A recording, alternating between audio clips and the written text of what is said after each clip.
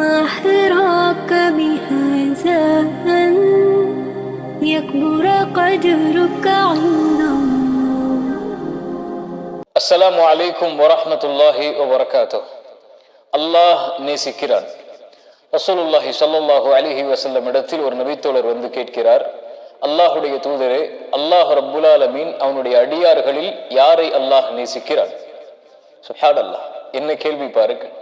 இஸ்லாமிய மார்க்கத்தை நாம் படித்ததில் என்னை ஆச்சரியப்படுத்திய ஹதீஸில் இதுவும் ஒன்று. ரசூலுல்லாஹி ஸல்லல்லாஹு அலைஹி வஸல்லம் சொன்னார்கள், அஹப்புன் நாஸி இலல்லாஹ், மனிதர்களில் அல்லாவிற்கு மிக நேசத்துக்குரியவர்கள், அல்லாவிற்கு மிக அன்பிற்குரியவர்கள் யார் என்றால் அன்ஃபஅஹும் லின்னாஸ், மனிதர்களுக்கு பலனுள்ளவர்களாக வாழக்கூடியவர்கள். அல்லாஹு அக்பர். தன்னோடு வாழக்கூடிய படைப்பினத்திற்கு, மனித இனத்திற்கு, முஸ்லிம்களுக்கு மட்டுமல்ல, கிறிஸ்துவர்களுக்கு மட்டுமல்ல, இந்துக்களுக்கு மட்டுமல்ல, உலகத்தில் மனிதன் என்ற உருவத்தில் தோற்றத்தில் பிறந்த எல்லோருக்கும் பலனுள்ளவனாக வாழ்பவனே அல்லாவிற்கு விருப்பத்திற்குரியவன், அல்லாஹ் அவரை நேசிக்கிறான் என்று அல்லாஹுடைய தூதர் ஸல்லல்லாஹு அலைஹி வஸல்லம் சொன்னார்கள். ரசூலுல்லாஹி ஸல்லல்லாஹு அலைஹி வஸல்லம் அவர்கள் ஒரு ஹதீஸில் சொன்னார்கள், அல்லாஹ் நாளை மறுமையில் ஒரு அடியானை பார்த்து கேட்பான், நான் நோயுற்றிருந்தேன், ஏன் என்னை நலம் விசாரிக்க வரவில்லை? நான் தாகித்திருந்தேன், ஏன் என் தாகத்திற்கு தண்ணீரை கொடுக்கவில்லை? நான் உணவுக்கான தேவையில் இருந்தேன், ஏன் எனக்கு உணவை கொடுக்கவில்லை என்று அல்லாஹ் கேட்பான். அந்த அடியான் கேட்பான், நீயா இறைவா, நீயா என்னிடத்திலே உணவை கேட்டாய்? நீயா என்னிடத்திலே தண்ணீரை கேட்டாய்? நீயா என்னிடத்திலே தேவைக்காக வந்தாய்? அப்போது அல்லாஹ் ரப்புல் ஆலமீன் சொல்வான், என் அடியான் ஒருவன், என் படைத்த படைப்பில் ஒருவன், என் அடிமை ஒருவன், மனிதன் ஒருவன் நோயுற்றிருந்தான், அவனை நீ நலம் விசாரிக்க செல்லவில்லை. என் அடியான் ஒருவன் தாகித்திருந்தான், அவனுடைய தாகத்திற்கு நீ தண்ணீரை கொடுக்கவில்லை. என் அடியான் ஒருவன் உணவுக்கு தேவையில் இருந்தான், அவனுக்கு நீ உணவை கொடுக்கவில்லை. அவனை நீ நலம் விசாரித்திருந்தால் என்னை அவனிடத்தில் பார்த்திருப்பாய். அவனுடைய தாகத்தை தனித்திருந்தால் என்னை அவனிடத்திலே பார்த்திருப்பாய். அவனுக்கு உணவை கொடுத்து அவனுடைய பசியை நீக்கி இருந்தால் என்னை அவனிடத்திலே பார்த்திருப்பாய். அங்கே இஸ்லாம், கிறிஸ்தவம், இந்து என்ற வேற்றுமை கிடையாது. ரசூலுல்லாஹி ஸல்லல்லாஹு அலைஹி வஸல்லம் அவர்கள் சொன்னார்கள், ஒரு மனிதன் ஒரு பாதைகளில் நடந்து சென்றான், தாகம் ஏற்படுகிறது, கிணறு இருக்கிறது, இறங்கி தண்ணீர் குடிக்கிறான். கிணற்றிலிருந்து வெளியே வந்து பார்க்கிறான், ஒரு நாய் தண்ணீருக்காக தாகத்தில் அங்கு இருக்கக்கூடிய சகதியில் இருக்கக்கூடிய தண்ணீரை நாக்கால் தடவி கொண்டு இருக்கிறது. அவன் சொல்லுகிறான், அந்த அடியான், இந்த நாய் எனக்கு ஏற்பட்ட தாகத்தை போன்று அதுவிற்கும் தாகம் ஏற்பட்டிருக்கிறது என்று கூறி மறுபடியும் கிணற்றில் இறங்கி அந்த நாயுடைய தாகத்திற்கு தண்ணீரை கொடுத்து அந்த நாயை திருப்திப்படுத்துகிறான். அல்லாஹுடைய தூதர் ஸல்லல்லாஹு அலைஹி வஸல்லம் சொன்னார்கள், இந்த அடியானுக்கு இறைவன் அல்லாஹ் நன்றி செலுத்தினான், அவனுடைய பாவத்தை மன்னித்தான். ஒரு நாய்க்கு செய்யக்கூடிய அந்த உதவியை, அந்த நீரை கொடுத்தலை அல்லாஹ் தனக்கு செய்யக்கூடிய உதவியாக கருதி அந்த அடியானுக்கு நன்றி செலுத்துகிறான். படைப்பினத்திற்கு நன்றி செலுத்தினால் படைத்தவனுக்கு நன்றி செலுத்துதலுக்கு அது சமம். படைப்பினங்களை நோவினைப்படுத்தினால் படைத்தவனை நோவினைப்படுத்தலுக்கு சமம். ரசூலுல்லாஹி ஸல்லல்லாஹு அலைஹி வஸல்லம் சொன்னார்கள், ஒரு பெண் ஒரு பூனையை கட்டி கொடுமைப்படுத்திய காரணத்தால், உணவளிக்காமல் தண்ணீர் கொடுக்காமல் அல்லாஹ் அந்த பெண்ணுக்கு நரகத்தை கொடுத்தாள். ஒருவன் பாதையின் வழியாக நடந்து சென்றான், தொல்லை தரக்கூடிய ஒரு முள்ளை அகற்றினான், அல்லாஹ் அந்த மனிதனுக்கு சொர்க்கத்தை கொடுத்தான். சுப்ஹானல்லாஹ். ஒரு நாய்க்கு இரக்கம் காட்டினால் சொர்க்கம். சக மனிதன் என்றால் அவன் இந்துவாக இருந்தால் என்ன, அவன் கிறிஸ்தவனாக இருந்தால் என்ன, அங்கே அவன் முஸ்லீமாக இருந்தால் என்ன, அவன் எந்த மதத்தை பின்பற்றுவனாக இருந்தால் என்ன, மதமே இல்லை என்று மறுப்பவனாக இருந்தால் என்ன, அவன் இறைவனால் படைக்கப்பட்ட ஒரு மனிதன். அங்கே மத வேற்றுமைகள், அங்கே இன வேற்றுமைகள், அங்கே மொழி வேற்றுமைகள், அங்கே நாடு வேற்றுமைகள், அங்கே நிற வேற்றுமைகள் எல்லாம் அங்கே வராது. அதைத்தான் இஸ்லாம் ஒரு முஸ்லிமுக்கு போதிக்கிறது. உதாரணமாக, பள்ளியில் தொழுகை நடக்கிறது, பக்கத்தில் இருக்கக்கூடிய ஒரு கோயிலில் தீப்பற்றி எரிகிறது, அங்கே மனிதர்கள் கூச்சல் அடிக்கிறார்கள்.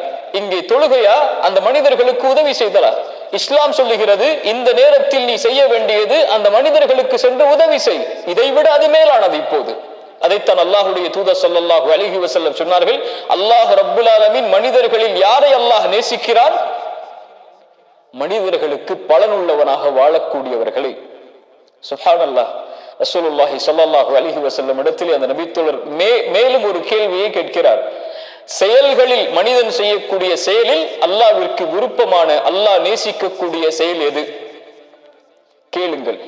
ரசூலுல்லாஹி ஸல்லல்லாஹு அலைஹி வஸல்லம் சொன்னார்கள், விளக்கம் சொல்ல முடியாது, விளக்கம் சொல்ல தேவையில்லாத வார்த்தைகள் அது. ஒரு சகோதரன் முஸ்லிமுடைய உள்ளத்தில் மகிழ்வை ஏற்படுத்துதல் செயல்களில் அல்லாஹ்விற்கு விருப்பம் அளிக்கக்கூடிய செயல். சுப்ஹானல்லாஹ். அல்லது அவனுடைய கஷ்டத்தை நீக்குதல், அல்லது அவனுடைய கடன் சுமையை நீக்குதல், அல்லது அவனுடைய பசியை நீக்குதல். இந்த செயல்கள் எல்லாம் அல்லாஹ்விற்கு விருப்பமான செயல். தொழுகை மட்டுமல்ல, ஜகாத் மட்டுமல்ல, அல்லாஹ்வுடைய பாதையில் தங்களுடைய நிறங்களையும் தோற்றங்களையும் மாற்றிக்கொள்ளுதல் மட்டுமல்ல. சுப்ஹானல்லாஹ். ரசூலுல்லாஹி ஸல்லல்லாஹு அலைஹி வஸல்லம் மேலும் சொன்னார்கள், ஒரு அடியான் தன்னுடைய தேவைக்காக இருக்கும் போது அவனுடைய தேவையை நிறைவேற்றுவதற்காக அவனோடு நடந்து சென்றால், ரசூலுல்லாஹ் சொன்னார்கள், மஸ்ஜிது நபவி மதீனாவில் இருக்கக்கூடிய அந்த பள்ளிவாசலை கை காட்டி, இந்த பள்ளிவாசலில் 30 நாட்கள் இஅ்திகாஃப் இருப்பதை விட, பள்ளியில் அமர்ந்து வணக்க வழிபாடுகள் செய்வதை விட இது மேலானது. ரசூலுல்லாஹி ஸல்லல்லாஹு அலைஹி வஸல்லம் மேலும் சொன்னார்கள், அவனோடு நடந்து சென்று அவனுடைய தேவை நிறைவேறி விட்டதென்றால் அல்லாஹ் உன்னுடைய பாதத்தை நாளை மறுமையில் அல்லாஹ் உறுதிப்படுத்துவான். அல்லாஹு அக்பர், அல்லாஹு அக்பர்.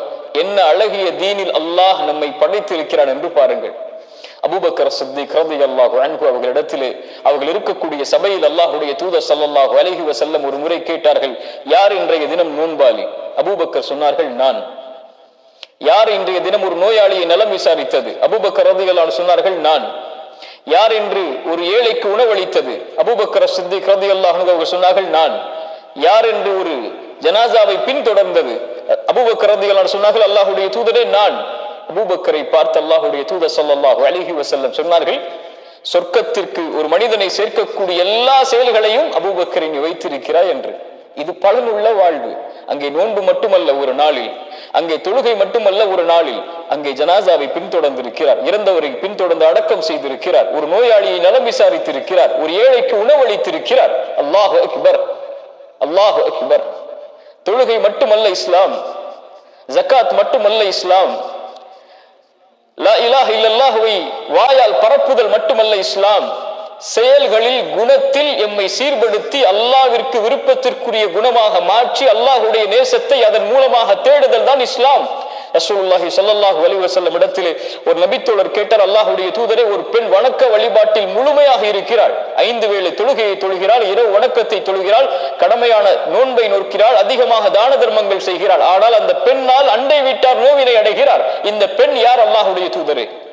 ரசூலுல்லாஹி ஸல்லல்லாஹு அலைஹி வஸல்லம் சொன்னார்கள், லா கைர ஃபீஹா, அந்த பெண்ணிடத்தில் எந்த நலவும் இல்லை, எந்த நலவும் இல்லை.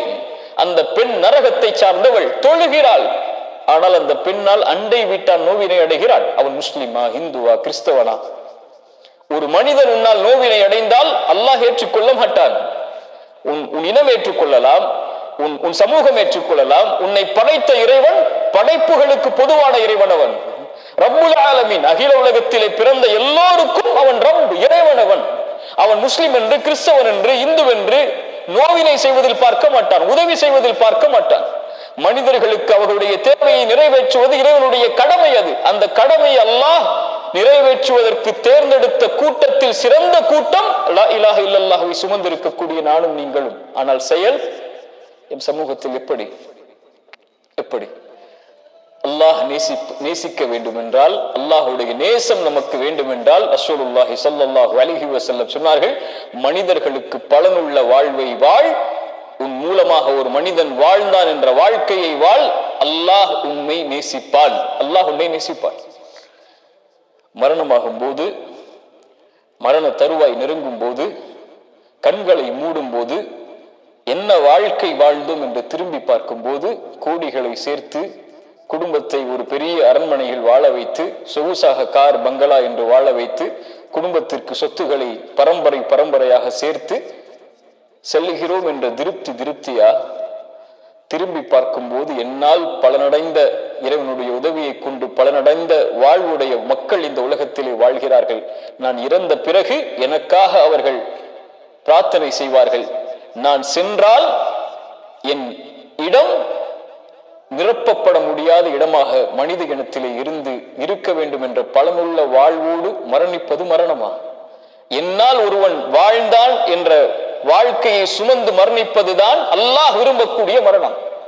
என் குடும்பம், என் குழந்தை, என் சந்ததிகள், என்னை சார்ந்தவர்கள் மட்டும் நன்றாக இருந்தால் போதும் என்று வாழக்கூடிய வாழ்க்கை இல்லை. அது ஒரு ஒரு முஸ்லிமுடைய வாழ்க்கையாக இருப்பதை அல்லாஹ் விரும்ப மாட்டான். அல்லாஹுடைய நேசம் வேண்டுமென்றால், அல்லாஹ் நம்மை நேசிக்க வேண்டுமென்றால், நம்மை சார்ந்திருக்கக்கூடிய இந்த மனித இனத்திற்கு பொதுவாக எல்லோருக்கும் பலனுள்ள வாழ்வை வாழ்ந்தால்தான் அல்லாஹ் நேசிப்பான். அல்லாஹ் அப்படிப்பட்ட வாழ்வை எனக்கும் உங்களுக்கும் தரட்டும். அஸ்ஸலாமு அலைக்கும் வரஹ்மத்துல்லாஹி